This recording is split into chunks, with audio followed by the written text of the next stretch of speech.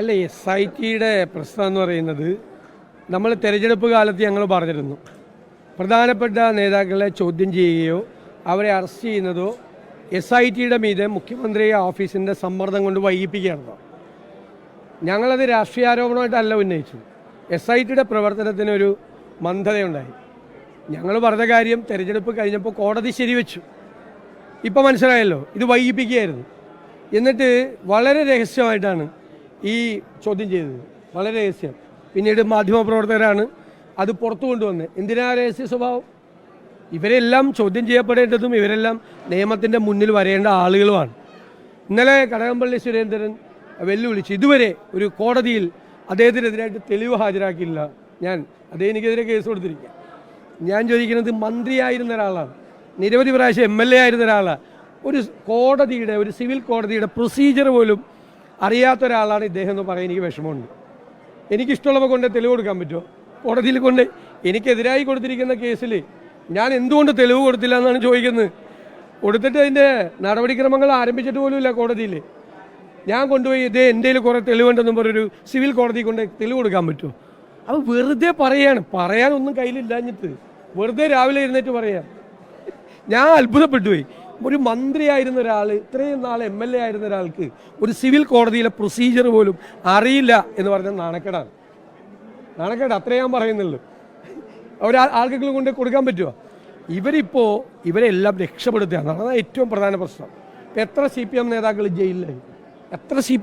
ജയിലിലായി? ഒരാൾക്കെതിരെ, അയ്യപ്പൻ്റെ സ്വർണം കവർന്നതിൻ്റെ പേരിൽ ജയിലിലായ ഒരാൾക്കെതിരെ പോലും ഇവർ നടപടിയെടുക്കുന്നില്ല. അതിൻ്റെ അർത്ഥം എന്താ?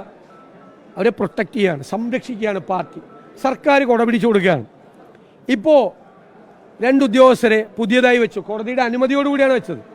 പക്ഷേ കോടതി അത് ഒന്നുകൂടി പരിശോധിക്കണമെന്നാണ് ഞങ്ങളുടെ അഭ്യർത്ഥന. കാരണം 2 ഉയർന്ന IPS ഉദ്യോഗസ്ഥന്മാരുടെ സഹായത്തോടു കൂടി ഒരു പോലീസ് ആസ്ഥാനത്തുള്ള ഒരു കടുത്ത CPM കാരനായ ഒരു ഉദ്യോഗസ്ഥൻ്റെ അറിവോടുകൂടിയാണ് CPM പക്ഷപാതികളായ 2 പേരെ ഇപ്പോൾ SITയിൽ വെച്ചിരിക്കുന്നത്. അത് SITയിൽ നടക്കുന്ന എല്ലാ നടപടിക്രമങ്ങളും ചോർത്തി കൊടുക്കാൻ വേണ്ടിയിട്ടാണ്. എല്ലാ കാര്യങ്ങളും പുറത്തേക്ക് ചോർത്തി കൊടുക്കാനാണ്. എന്താണ് അറിയുന്നത്? കാരണം SIT റിപ്പോർട്ട് കൊടുക്കുന്നത് കോടതിക്കാണ്, ഗവൺമെൻറ്റിനല്ല. അപ്പോൾ അവിടെ നടക്കുന്ന കാര്യങ്ങൾ, അറസ്റ്റിൻ്റെ മൂവ്മെൻ്റ് ഉണ്ടെങ്കിൽ അല്ലെങ്കിൽ ആരെങ്കിലും ചോദ്യം ചെയ്യാനുള്ള മൂവ്മെൻ്റ് ഉണ്ടെങ്കിൽ അതെല്ലാം ചോർത്തി കൊടുക്കാൻ വേണ്ടി പാർട്ടി പക്ഷപാതികളായ, കടുത്ത CPM പക്ഷപാതികളായ ആളുകൾ മുഖ്യമന്ത്രിയുടെ ഓഫീസിൻ്റെ നിർദ്ദേശപ്രകാരം ഓപ്പറേറ്റ് ചെയ്തിട്ടാണ് ഇതെല്ലാം ചെയ്യുന്നത്. അപ്പോൾ മുഖ്യമന്ത്രിയുടെ ഓഫീസിൻ്റെ സമ്മർദ്ദം ഈ SITയുടെ മീതെ ഉണ്ട്. അതാണ് യാഥാർത്ഥ്യം.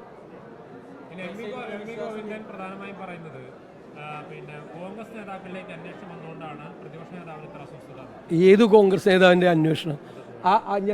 അടൂർ പ്രകാശൻ എന്താ അന്വേഷിക്കുക? അടൂർ പ്രകാശൻ അന്ന് മന്ത്രിയായിരുന്നോ? ആരാ പറഞ്ഞ അടൂർ പ്രകാശിനെതിരെ അന്വേഷണം ഉണ്ടെന്ന്? കടകംപള്ളി സുരേന്ദ്രനെ ചോദ്യം ചെയ്തത് രഹസ്യമാക്കി വെച്ചു. ഈ അടൂർ പ്രകാശിനെ ചോദ്യം ചെയ്യാൻ പോകണത് ആരാ വാർത്ത കൊടുത്ത്? പോലീസ് എന്തെങ്കിലും തെളിവെടുക്കാനോ മൊഴിയെടുക്കാനോ വിളിച്ച പോകും. അവർക്ക് ആർക്കാ പങ്ക്? പിണറായി വിജയൻ മുഖ്യമന്ത്രിയായിരിക്കുമ്പോൾ, CPM നേതാക്കൾ ദേവസ്വം ബോർഡ് പ്രസിഡന്റും മെമ്പർമാരായിരിക്കുമ്പോൾ അവിടെ നടന്ന സ്വർണ്ണ കവർച്ചയിൽ ഏത് കോൺഗ്രസ്? അതൊക്കെ ഒരു ബാലൻസ് ചെയ്യാൻ വേണ്ടിയിട്ട് നോക്കുകയാണ്. സ്വർണം കവർച്ച ചെയ്തത് CPM നേതാക്കളാണ്. അല്ല, ഞാനത് പറഞ്ഞിട്ടില്ലല്ലോ. ആ വാചകം ഇതുവരെ ഇപ്പോഴും വിശ്വാസം ഉണ്ടെന്നാണ് പറഞ്ഞിരിക്കുന്നത്. പക്ഷെ അവരുടെ മീതെ മുഖ്യമന്ത്രിയുടെ ഓഫീസിൻ്റെ സമ്മർദ്ദമുണ്ട്. അവർ കോടതി നിയമിച്ച ആളുകളാണ്. അവർ സത്യസന്ധമായി അവരുടെ ജോലി ചെയ്യാൻ മുഖ്യമന്ത്രിയുടെ ഓഫീസ് സമ്മതിക്കുന്നില്ല. ഞങ്ങളിത് ആദ്യം മുതലേ പറയുന്ന കാര്യങ്ങളാണ്. ഞങ്ങൾ പറയുന്ന കാര്യങ്ങളെല്ലാം കോടതി ശരിവെച്ചിട്ടുണ്ട്. ഇത് CPM നേതൃത്വത്തിൻ്റെ അറിവോടുകൂടി നടന്ന കൊള്ളയാണ്. അതുകൊണ്ടാണ് ഈ അയ്യപ്പൻ്റെ സ്വർണം കവർന്നതിന് ജയിലിൽ പോയ ആളുകളെ ഇപ്പോഴും MV ഗോവിന്ദനും പിണറായി വിജയനും സംരക്ഷിക്കുന്നത്. കേട്ടുകേൾവിയുണ്ടോ?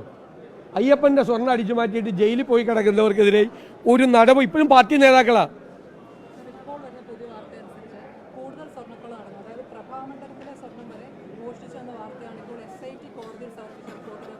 ഞാൻ പറഞ്ഞത് കൂടുതൽ വിവരങ്ങൾ പുറത്തു വരികയാണ്.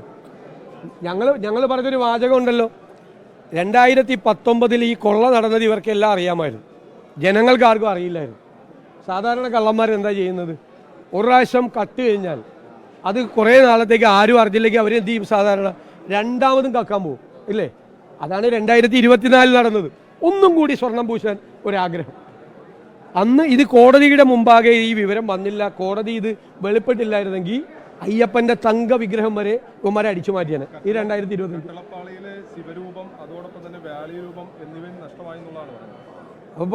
കറക്റ്റ് അല്ലേ? ഞങ്ങൾ പറഞ്ഞത് കറക്റ്റ് അല്ലേ? രണ്ടാമത് 2024 വീണ്ടും കക്ക ഇറങ്ങിയതാണ്. അത് കോടതി അറിഞ്ഞില്ലായിരുന്നെങ്കിൽ ഈ കട്ടളപ്പാളിയിലെ ശിവരൂപം മാത്രമല്ല, അയ്യപ്പന്റെ തങ്ക വിഗ്രഹവും പോയാണ്. കോടതി ഇത് ചെയ്തില്ല. അപ്പോൾ നിരന്തരമായി സീരീസ് ഓഫ് കളവാണ് നടന്നിരിക്കുന്നത്, അല്ലേ? പരമ്പരയാണ്, കളവിൻ്റെ പരമ്പരയാണ് അവിടെ നടന്നത്. അതെല്ലാം ഈ നേതാക്കൾ, ഈ CPM നേതാക്കന്മാരുടെ ആശീസ്സോടുകൂടിയാണ്, അവരുടെ അറിവോടുകൂടിയാണ് നടന്നിരിക്കുന്നത്. ഇനിയും ഒരുപാട് CPM നേതാക്കൾ അതും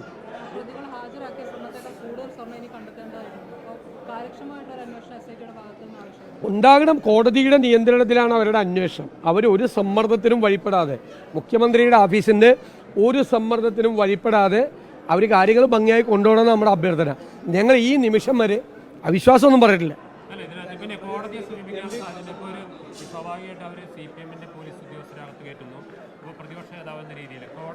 വരട്ടെ, ഞങ്ങൾ നോക്കട്ടെ. പറഞ്ഞിരിക്കുന്നത് SIT ഇന്നലെ വരെ കോൺഗ്രസുകാർ അംഗീകരിക്കുന്നു, ഇന്ന് SIT തടയാൻ കോൺഗ്രസ് ശ്രമിക്കുന്നു എന്നുള്ളതാണ്. ഞങ്ങളെങ്ങനെ തടയണം? അത് പറയുന്നതായിട്ട് വല്ല പുലബന്ധം പോലും ഉണ്ട്. കണക്ഷൻ വിട്ടുപോയാണ് മാഷിൻ്റെ ഇതെല്ലാത്തിൻ്റെയും ചെന്ന് ഇത്രയും നേതാക്കന്മാർ സ്വർണ്ണക്കൊള്ള കേസിൽ പ്രതിയായി ജയിലിൽ കിടക്കണമുണ്ടപ്പോൾ കണക്ഷൻ വിട്ടുപോകുന്നു പറയുന്നതിൻ്റെ. മാഷൊന്ന് ശ്രദ്ധിച്ചാൽ നല്ലതായിരിക്കും. എന്താ പറയുന്നതെന്ന് നിങ്ങൾക്ക് മനസ്സിലായി? എന്താ അതിൻ്റെ ഉദ്ദേശം? SIT തടയണമെന്ന് ആര്? പ്രതിപക്ഷേ. എന്തൊരു കരുത്തുറ്റ പ്രതിപക്ഷമാണ്. SIT പോലും തടയാൻ പറ്റിയ പ്രതിപക്ഷം. പ്രതിപക്ഷ നേതാവ് ഇത്രയും BJPക്കെതിരെ കർശന നിലപാടെടുക്കുമ്പോഴാണ് മറ്റത്തൂരിൽ ഒരു പ്രതിസന്ധി ഇപ്പോഴും തുടരുന്നത്. മറ്റത്തൂരിൽ ഒരു കാര്യം വളരെ ക്ലിയർ ആണല്ലോ. ഒറ്റ കോൺഗ്രസ് പഞ്ചായത്ത് അംഗങ്ങളും BJP ചേർന്നില്ല. എല്ലാ 8 കോൺഗ്രസ് അംഗങ്ങൾ രാജിവെച്ച് BJP ചേർന്നെന്നുള്ള തെറ്റായ വാർത്തയാണ്. ഒറ്റ കോൺഗ്രസ് അംഗങ്ങളും BJP പോയിട്ടില്ല, ഒരാളും പോയിട്ടില്ല. അല്ല, കേട്ടോ, അവര് ഒരു സ്വതന്ത്രരെ പിന്തുണച്ചു. അവർക്ക് BJPയും കൂടി സപ്പോർട്ട് ചെയ്തു. അതാണ് പാർട്ടിയുടെ നിലപാടിന് വ്യത്യസ്തമായിട്ടുള്ള നിലപാടാണ്. അതിനാണ് നടപടിയെടുത്തത്. അത് പിൻവലിക്കുകയും മറ്റു കാര്യങ്ങളും ഒക്കെ ചെയ്തു കഴിഞ്ഞാൽ ആ നടപടിയെക്കുറിച്ച് പാർട്ടി ഗൗരവമായിട്ട് അവരുമായിട്ട് ചർച്ച ചെയ്യുന്നുണ്ട്. അതുകൊണ്ട് എന്താ കുഴപ്പം? എന്ത് സാഹചര്യത്തിലാണ് നടപടിയെടുത്തത്? ആ സാഹചര്യം ഇല്ലാതായ പിന്നെ എന്താ പ്രശ്നം? ഞങ്ങൾ അവരെ വേറെ ആർക്കെങ്കിലും വിട്ടുകൊടുക്കണം.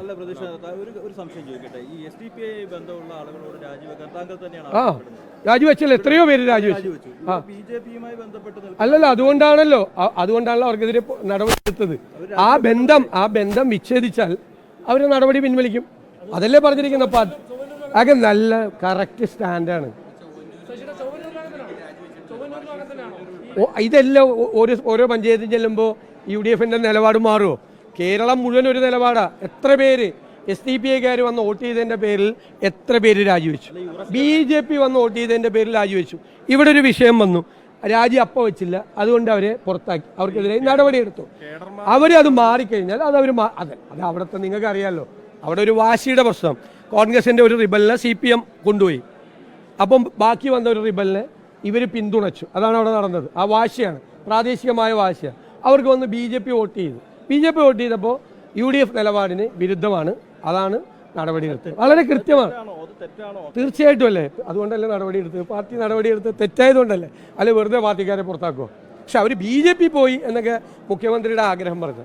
മുഖ്യമന്ത്രി ഇപ്പോൾ ഈയിടെയിട്ട് കാള പെട്ടെന്ന് കേൾക്കുമ്പോൾ അപ്പം തന്നെ കയറെടുക്കുന്നുണ്ട്. അത് കർണാടക സംഭവത്തിലും പുള്ളി കയറെടുത്തു, ഈ മറ്റത്തൂർ സംഭവത്തിൽ കയറെടുത്തു. മുഖ്യമന്ത്രിയായിരിക്കുന്ന ഒരാൾ കാള പെട്ടെന്ന് കേട്ട് കയറെടുക്കരുത്.